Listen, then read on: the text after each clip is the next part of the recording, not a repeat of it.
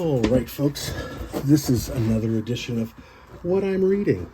And in this case, it's the Machine Man 2020 series. 2 issues, complete series, easy to collect. Reprinted from, I believe it was Marvel Comics Presents, if I remember correctly. Let's see if I can verify that in the indicia.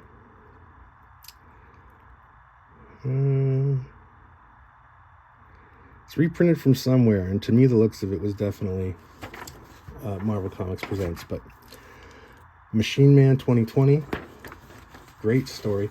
The premise is that Machine Man has been stored away in a box and forgotten for decades, and is found and revived by a group of thieves who are known as wreckers, who specialize in salvaging robotics to resell to people.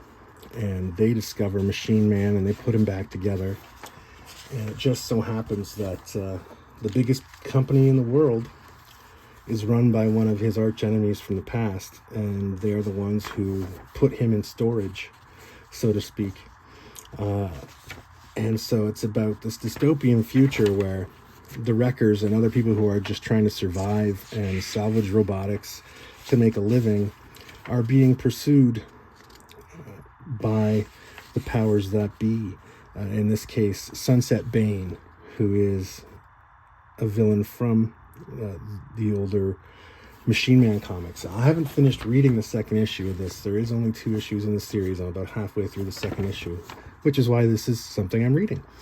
But this has Iron Man 2020 in it, Arno Stark. So again, you got to keep in mind, this was made in like 1988. And at that time, they thought 2020 was going to be crazy futuristic with flying cars and everything. And so this was a time where Machine Man's been in storage for 40 years, and they take him out of storage. And Iron Man 2020 is something that longtime comic fans will recognize. He was used in a few different stories, including some what-ifs. And he's the descendant of Tony Stark. I believe he's a nephew, if I remember correctly. Arno Stark, who buys Stark and all the rights to Iron Man after Tony dies. So in this case, Tony's dead by 2020, which we all know is not exactly how things work time-wise in Marvel Comics. But making him a villain in this is actually a really nice kind of unique turn. And I really enjoy this series so far. And it's that really thin ink line work that's so indicative of Barry Windsor-Smith. In this case, I just want to check the credits for the first issue. So, so Herb Trimpe did the breakdowns. Classic Incredible Hulk illustrator. Did the rough illustration. Tom DeFalco wrote it. Barry Windsor-Smith did the finishes, so the inks and colors. And in this issue, part of the artwork is by Herb Trimpe, the original breakdown, so the rough work. And then finishes and colors by Barry Windsor-Smith, and some of the complete art. Each book has 2 chapters. There's chapter 1 and 2 in the first issue, and chapter 3 and 4 in the second issue. So chapter 4, Barry Windsor-Smith did the complete art. Larry Hama edited it, and obviously you can tell the covers are Barry Windsor-Smith art just by that thin line inking and shading, and just the way that he does faces and facial features, where he's one of those people, he can do a very, very thin line and have it do a lot of work for him. And I really, he achieves a level of detail here that a lot of people cannot match. And people who are fans of Barry Windsor-Smith's artwork know what I'm talking about. And the style of art is very reminiscent of the early Weapon X stories, also from Marvel Comics Presents, which I believe this is where this comes from. I think it's the same era.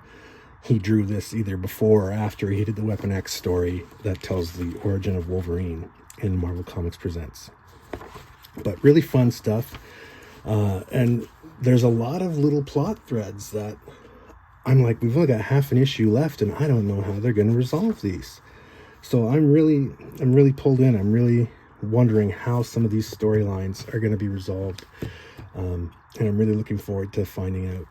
But really enjoyable, easy to read, easy to collect. 2 issues makes the whole series. So easy to find, not super expensive on the aftermarket or the collectible market. These were actually, this set was listed for $5. The seller threw them in for free for me. He knew I was interested in them, but I wasn't able to buy them because I was buying a whole bunch of other comics from him, so he just threw them in.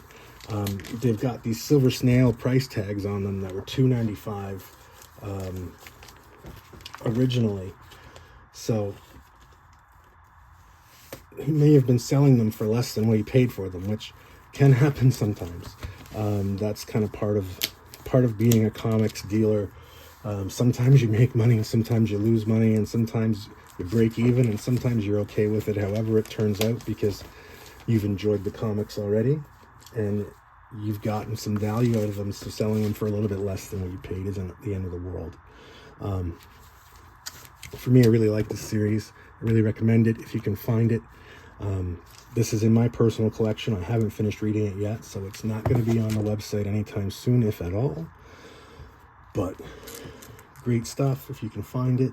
Affordable, like I said, easy to collect, and a really great example of traditional comic book artwork. And it's got a very Mobius feel to it, which that's true of all Barry Windsor-Smith's work. So it's a great example if you ever want to kind of look back at what was done before the digital era of comics. This is a great example. So thank you for taking the time to listen to me ramble about this. Thank you for watching. If you'd like to see more of this kind of content, as well as my own comics and illustrations, visit mikegagnon.ca. The link will be in the description. Feel free to comment and whatnot. And thank you for watching. I will see you next time.